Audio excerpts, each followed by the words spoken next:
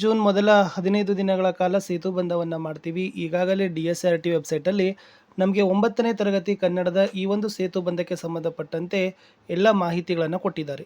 So ನಾನು ಈ ವಿಡಿಯೋದಲ್ಲಿ ಆಲ್ರೆಡಿ DSRT ಸಾಹಿತ್ಯದಲ್ಲಿ ಅಪ್ಲೋಡ್ ಮಾಡಿರ್ತಕ್ಕಂಥ ಪೂರ್ವ ಪರೀಕ್ಷೆ ಮತ್ತು ಸಾಫಲ್ಯ ಪರೀಕ್ಷೆ ಪ್ರಶ್ನೆ ಪತ್ರಿಕೆಗಳ ಕೀ ಉತ್ತರಗಳನ್ನು ಈ ವಿಡಿಯೋದಲ್ಲಿ ತಂದಿದ್ದೀನಿ. ದಯಮಾಡಿ ವಿಡಿಯೋನ ಲೈಕ್, ಶೇರ್ ಹಾಗೂ ಸಬ್ಸ್ಕ್ರೈಬ್ ಮಾಡೋದನ್ನು ಮಾತ್ರ ಮರೆಯದಿರಿ ಅಂತ ಹೇಳ್ತಾ ನೋಡೋಣ ಕ್ವಶನ್ ಪೇಪರ್ ಮತ್ತು ಕೀ ಆನ್ಸರ್ಸ್ ಏನಿದೆ ಅಂತ. ಸೊ ಮೊದಲಿಗೆ ಮಾದರಿ ಸೇತುಬಂಧ ಪರೀಕ್ಷೆಗಳಂತ ಇದೆ. ಸೇತುಬಂಧ ಕಾರ್ಯಕ್ರಮ 9ನೇ ತರಗತಿ ಪೂರ್ವ ಅಥವಾ ನೈದಾನಿಕ ಪರೀಕ್ಷೆ ಪ್ರಥಮ ಭಾಷೆ ಕನ್ನಡ. ನೋಡೋಣ. ಈ ಕೆಳಗೆ ನೀಡಿರುವ ಪ್ರತಿ ಹೇಳಿಕೆಗೂ ಪ್ರಶ್ನೆಗೂ 4 ಆಯ್ಕೆಗಳನ್ನು ನೀಡಲಾಗಿದೆ. ಅವುಗಳಲ್ಲಿ ಹೆಚ್ಚು ಸೂಕ್ತವಾಗಿರುವ ಉತ್ತರವನ್ನು ಆರಿಸಿ ಕ್ರಮಾಕ್ಷರದೊಂದಿಗೆ ಉತ್ತರ ಬರೆಯಿರಿ ಅಂತ ಇದೆ.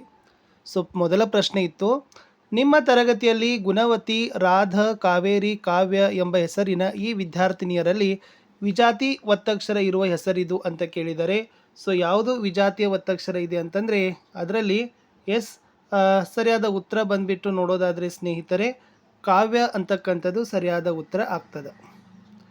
ಪ್ರಶ್ನೆ 2, ಈ ಕೆಳಗಿನ ಪದ್ಯಗಳಲ್ಲಿ ಸಜಾತಿ ಒತ್ತಕ್ಷರವಿರುವ ಪದವಿದು ಅಂತ ಕೇಳಿದ್ದಾರೆ. ಸೊ ಯಾವುದು ಸಜಾತಿಯ ಒತ್ತಕ್ಷರ ಇದೆ ಅಂದರೆ ಆಯ್ಕೆ ಸಿ ಕಣ್ಣನ್ ಅಂತಕ್ಕಂಥದ್ದು ಅದು ಸಜಾತಿಯ ಒತ್ತಕ್ಷರ ಇರತಕ್ಕಂಥ ಪದ. ಇನ್ನು 3ನೇ ಪ್ರಶ್ನೆ, ಸಿಹಿ ಇರುವ ತಿನಿಸಿದು ಅಂತ ಕೇಳಿದ್ದಾರೆ. ಸೊ ಆಯ್ಕೆಗಳಲ್ಲಿ ಇರ್ತಕ್ಕಂಥ ಸಿಹಿ ತಿನಿಸು ಯಾವುದಂದರೆ ಅದು ಆಯ್ಕೆ ಸಿ ಕೇಸರಿ ಭಾತ ಅಂತಕ್ಕಂಥದ್ದು ಸರಿಯಾಗಿರ್ತಕ್ಕಂಥ ಉತ್ತರ ಆಗ್ತದೆ. ಓಕೆನಾ. ಇನ್ನು 4ನೇ ಪ್ರಶ್ನೆಗೆ ಹೋಗೋಣ. ಪ್ರಶ್ನೆ ಸಂಖ್ಯೆ 4, ಖಾರದ ಅಂಶವಿರುವ ಪದಾರ್ಥವಿದು ಅಂತ ಕೇಳಿದ್ದಾರೆ.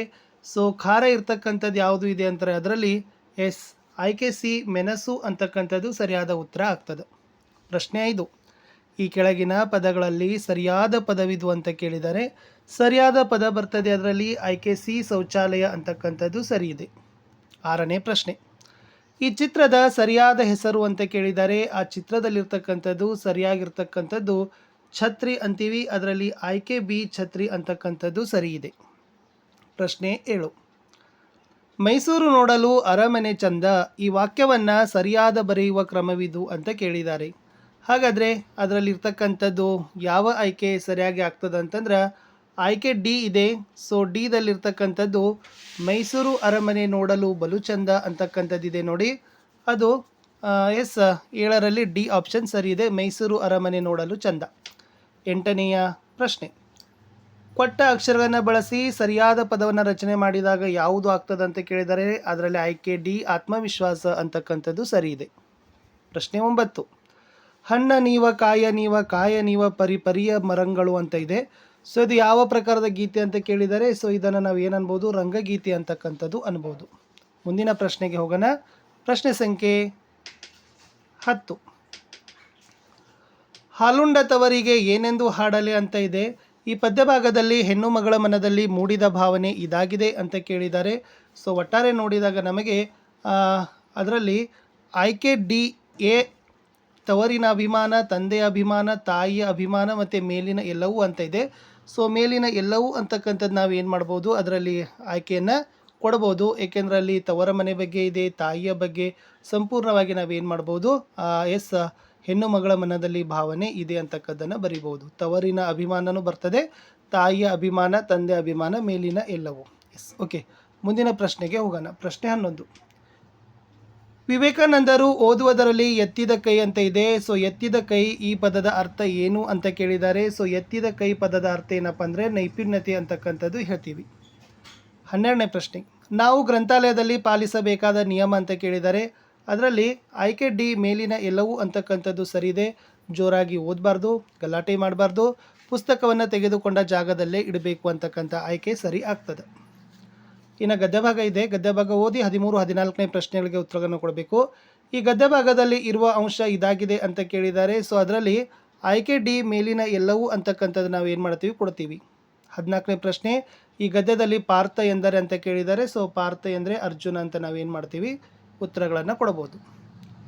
ಇನ್ನು ಈ ಗದ್ಯ ಭಾಗವನ್ನು ಓದಿ ಪದ್ಯ ಇದೆ. ಪದ್ಯ ಓದಿ 15 ಮತ್ತು 16ನೇ ಪ್ರಶ್ನೆಗಳಿಗೆ ಉತ್ತರವನ್ನು ಕೊಡಬೇಕು. ಸಿಂಪಲ್ ಆಗಿರ್ತಕ್ಕಂಥ ಪ್ರಶ್ನೆಗಳಿದ್ದಾವೆ. ಪ್ರಶ್ನೆ 15, ಹಿತವನ್ನು ತೋರುವವರು ಅಂತ ಕೇಳಿದ್ದಾರೆ. ಸೊ ಯಾರು ಹಿತವನ್ನು ತೋರ್ತಾರೆ ಅಂತಂದರೆ ಬಂಧು ಅಂತಕ್ಕಂಥದ್ದು 15 ಡಿದಲ್ಲಿರ್ತಕ್ಕಂಥ ಆಯ್ಕೆ ಸರಿ ಇದೆ. ವರ್ಣ ಎಂದರೆ ಅಂತ ಕೇಳಿದ್ದಾರೆ. ಸೊ ಪ್ರಶ್ನೆ ಸಂಖ್ಯೆ 16ರಲ್ಲಿ ಎ ಆಪ್ಷನ್ ಅಕ್ಷರ ಅಂತಕ್ಕಂಥದ್ದು ಸರಿ ಇದೆ. 17ರಲ್ಲಿ ಅನ್ನನ್ನು ಕೇಳ್ಕೊಂಡು ಹೋಗುವಂತ ಇದೆ. ಇದರಲ್ಲಿ ಯಾವ ಲೇಖನ ಚಿಹ್ನೆ ಅಂತ ಕೇಳಿದರೆ ಇದರಲ್ಲಿ ಉದ್ಧರಣ ಚಿಹ್ನೆ ಇರ್ತಕ್ಕಂಥದ್ದು ಸರಿಯಾದ ಉತ್ತರ ಆಗ್ತದೆ. ಎಸ್. ಮುಂದಿನ ಪ್ರಶ್ನೆ 18. ಕೋಗಿಲೆ ಪದದ ತದ್ಭವ ರೂಪ ಅಂತ ಕೇಳಿದ್ದಾರೆ. ಸೊ ಕೋಗಿಲೆ ಪದದಲ್ಲಿರ್ತಕ್ಕಂಥ ತದ್ಭವ ರೂಪ ಏನಾಗ್ತದಪ್ಪ ಅಂದ್ರೆ ಆಯ್ಕೆ ಎ ಕೋಕಿಲ ಅಂತಕ್ಕಂಥದ್ದು. ಕಂಸನು ಕೃಷ್ಣನನ್ನು ಕೊಲ್ಲಲು ಹೊಂಚು ಹಾಕಿದ ಅಂತ ಇದೆ. ಸೊ ಹೊಂಚು ಹಾಕಿದಂತೆ ಏನಂತ ಕೇಳಿದ್ದಾರೆ, ಅದನ್ನು ನಾವು ನುಡಿಗಟ್ಟು ಅಂತೀವಿ. ಇನ್ನು ಒಡನಿರ್ದು ಅಂತ ಇದೆ, ಇದನ್ನು ಯಾವ ಸಂಧಿ ಅಂತ ಕೇಳಿದ್ದಾರೆ, ಆಯ್ಕೆ ಸಿ ಹೇಳ್ಬೋದು. ಒಡನೆ ಪ್ಲಸ್ ಇರ್ದು ಒಡನಿರ್ದು ಲೋಪಸಂಧಿ ಅಂತಕ್ಕದ್ದನ್ನು ಉತ್ತರವನ್ನು ಕೊಡ್ಬೋದು. ಇಷ್ಟು 9ನೇ ತರಗತಿಯ ನೈದಾನಿಕ ಅಂದರೆ ಪೂರ್ವ ಪರೀಕ್ಷೆ ಕನ್ನಡದಲ್ಲಿರ್ತಕ್ಕಂಥ ಪ್ರಶ್ನೆ ಪತ್ರಿಕೆ ಮತ್ತು ಕೀ ಉತ್ತರಗಳನ್ನು ಕೊಟ್ಟೆ. ಇನ್ನು ಅವರೇ ಏನು ಮಾಡಿದ್ದಾರೆ ಅಂದರೆ ಸಾಫಲ್ಯ ಪರೀಕ್ಷಾ ಪ್ರಶ್ನೆ ಪತ್ರಿಕೆ ಅಂತ ಒಂದು ಕೊಟ್ಟಿದ್ದಾರೆ. ಅದರದ್ದು ಒಂದು ಉತ್ತರ ಮತ್ತು ಕೀ ಆನ್ಸರ್ಸ್ ನೋಡೋಣ. ಫಸ್ಟ್ ಕ್ವಶನ್ದಲ್ಲಿ ನಿಮ್ಮ ತರಗತಿಯಲ್ಲಿ ವಿದ್ಯಾರ್ಥಿಗಳಾದ ಮೋಹನ, ಪಲ್ಲವಿ, ಸ್ಮಿತಾ, ರೋಹಿತ ಎಂಬ ಹೆಸರಿನಲ್ಲಿ ವಿಜಾತಿ ಒತ್ತಕ್ಷರ ಯಾವುದು ಇದೆ ಅಂತ ಕೇಳಿದ್ದಾರೆ. ಸೊ ಅದರಲ್ಲಿ ಯಾವುದು ವಿಜಾತಿಯ ಒತ್ತಕ್ಷರ ಅಂದರೆ ಸ್ಮಿತಾ ಅಂತಕ್ಕಂಥದ್ದು ಸರಿಯಾದ ಉತ್ತರ ಆಗ್ತದೆ. ಪ್ರಶ್ನೆ 2. ಈ ಕೆಳಗಿನ ಪದಗಳಲ್ಲಿ ಸಜಾತಿಯ ಒತ್ತಕ್ಷರ ಇರ್ತಕ್ಕಂಥ ಪದ ಕೇಳಿದ್ದಾರೆ. ಅಲ್ಲಿ ಸಜಾತಿಯ ಒತ್ತಕ್ಷರ ಮುನ್ನ ಅಂತಕ್ಕಂಥದ್ದಿದೆ. ಇನ್ನು ಸಿಹಿ ಇರುವ ತಿನಿಸಿದು ಅಂತ ಕೇಳಿದ್ದಾರೆ. ಸೊ ಜಾಮೂನು ಸಿಹಿಯಾಗಿರ್ತಕ್ಕಂಥ ತಿನಿಸು. ಖಾರದ ಅಂಶವಿರುವ ಪದಾರ್ಥ ಅಂತ ಕೇಳಿದ್ದಾರೆ. ಸೊ ಖಾರ ಇರ್ತಕ್ಕಂಥದ್ದು ಮೆಣಸಿನಕಾಯಿ. ಇನ್ನು ಸರಿಯಾದ ಪದ ಅಂತ ಕೇಳಿದರೆ ಆಯ್ಕೆ ಸಿ ಶಂಕರ ಅಂತಕ್ಕಂಥದ್ದು ಸರಿಯಾದ ಪದ ಆಗ್ತದೆ. ಮುಂದಿನ ಪ್ರಶ್ನೆಗಳಿಗೆ ಹೋಗೋಣ. ಪ್ರಶ್ನೆ 6ರಲ್ಲಿ ಚಿತ್ರಕ್ಕೆ ಸರಿ ಹೊಂದಿರತಕ್ಕಂಥ ರೂಪ ಯಾವುದು ಅಂತ ಕೇಳಿದ್ದಾರೆ. So very ಈಸಿಯಾಗಿರ್ತಕ್ಕಂಥದ್ದಿದೆ. ಸೊ ಅದನ್ನು ನೀವೇನು ಬರಿಬೋದು, ಆಯ್ಕೆ ಎ ಸಿಂಹ ಅಂತಕ್ಕಂಥದ್ದನ್ನು ನೀವೇನು ಮಾಡ್ಬೋದಪ್ಪ ಅಂತಂದರೆ ಕೊಡ್ಬೋದು. ಸಿಂಹ ಅಂತಕ್ಕಂಥದ್ದು ಸರಿಯಾದ ಉತ್ತರ ಆಗ್ತದೆ. ಇನ್ನು 7ನೇ ಪ್ರಶ್ನೆಯಲ್ಲಿ ಜೀವನದಿ ಕಾವೇರಿ ನಮ್ಮ ನಾಡಿನ ಈ ವಾಕ್ಯವನ್ನು ಸರಿಯಾದ ಬರೆಯುವ ಕ್ರಮವಿದು ಅಂತ ಕೇಳಿದರೆ ಆಯ್ಕೆ ಸಿ ನಮ್ಮ ನಾಡಿನ ಜೀವನದಿ ಕಾವೇರಿ ಅಂತಕ್ಕಂಥದ್ದು ಸರಿಯಾದ ಉತ್ತರ ಆಗ್ತದೆ. ಪ್ರಶ್ನೆ 8ರಲ್ಲಿ ಅಕ್ಷರಗಳನ್ನು ಬಳಸಿ ಸರಿಯಾದ ಪದಗಳನ್ನು ಬರೀಬೇಕು. ಅದರಲ್ಲಿ ಸಿ ಕನ್ನಡದ ಪದಗಳು ಅಂತಕ್ಕಂಥದ್ದು ಸರಿ ಆಗ್ತದೆ. 9ನೇ ಪ್ರಶ್ನೆ ನಮ್ಮೆದೆಯ ತಾಯಿ ಒಲಿಸುವಂತ ಇದೆ. ಸೊ ನೀವು ಹೇಳಿದ ಕನ್ನಡಿಗರ ತಾಯಿ ಪದ್ಯಭಾಗದಲ್ಲಿ ಕವಿ ಬಯಸಿರೋದು ಅಂತ ಕೇಳಿದ್ದಾರೆ. ಸೊ ಒಗ್ಗಟ್ಟನ್ನು ಅಂತಕ್ಕದ್ದನ್ನು ನಾವು ಕೊಡ್ಬೋದು. ಇನ್ನು ಮುತ್ತೈದೆ ಹಟ್ಟಿಲಿ ಮುತ್ತಿನ ಚಪ್ಪರ ಹಾಕಿ ಅಂತ ಇದೆ. ಪದ್ಯಭಾಗದಲ್ಲಿ ಹೆಣ್ಣು ಮಗಳ ಮನದಲ್ಲಿ ಮೂಡಿದ ತಾಯಿಯ ಭಾವನೆ ಇದಾಗಿದೆ ಅಂತ ಕೇಳಿದರೆ ಆಯ್ಕೆ ಸಿ ತಾಯಿಯ ಪ್ರೀತಿ ಅಂತಕ್ಕಂಥದ್ದು ಸರಿಯಾದ ಉತ್ತರ. ಇನ್ನು ಕರಿಮ ಆಟದಲ್ಲಿ ಪಾಠದಲ್ಲಿ ಎತ್ತಿದ ಕೈ ಕೇಳಿದ್ದಾರೆ. ಸೊ ಎತ್ತಿದ ಕೈ ಅಂತಂದರೆ ನಾವೇನು ಹೇಳ್ಬೋದು, ನಿಪುಣ ಅಂತಕ್ಕದ್ದನ್ನು ಹೇಳ್ಬೋದು.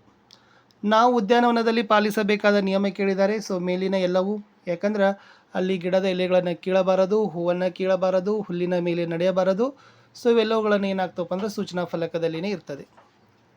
ಇನ್ನು ಪ್ರಶ್ನೆ ಸಂಖ್ಯೆ 13ರಲ್ಲಿ ಈ ಗದ್ಯ ಭಾಗ ಯಾವುದು ಅಂತ ಕೇಳಿದ್ದಾರೆ. ಅದರಲ್ಲಿ ಡಿ ಜೀವನ ಚರಿತ್ರೆ ಅಂತಕ್ಕಂಥದ್ದು ಸರಿಯಾದ ಉತ್ತರ ಆಗ್ತದೆ. 14ರಲ್ಲಿ 63 ಪುಣ್ಯ ಪುರುಷರ ಚರಿತ್ರೆ ಇರತಕ್ಕಂಥ ಪುಸ್ತಕದ ಹೆಸರು ಕೇಳಿದ್ದಾರೆ. ಚಾವುಂಡರಾಯ ಪುರಾಣ ಅಂತಕ್ಕಂಥದ್ದು ಸರಿ ಇದೆ. ಎಸ್.